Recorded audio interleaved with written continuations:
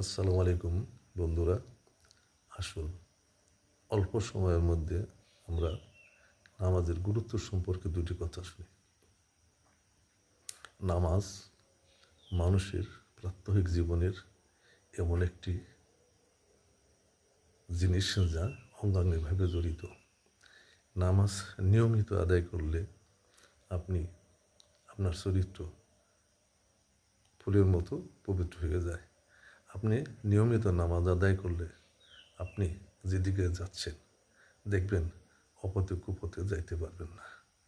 আপনি নিয়মিত নামাজ আদায় করলে আপনার চোখ যেদিকে তাকাবেন দেখবেন কুনজর বা খারাপের দিকে আপনার নজর কোনোদিনে যাবে না। আপনি নিয়মিত নামাজ আদায় করলে আপনি দেখবেন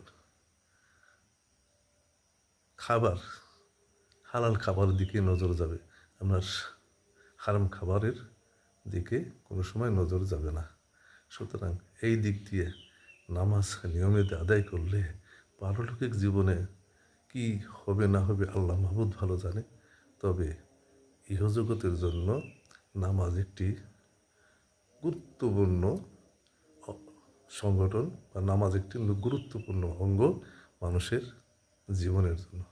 আসসালামু আলাইকুম। আলহামদুলিল্লাহ রব্বিল আলামিন।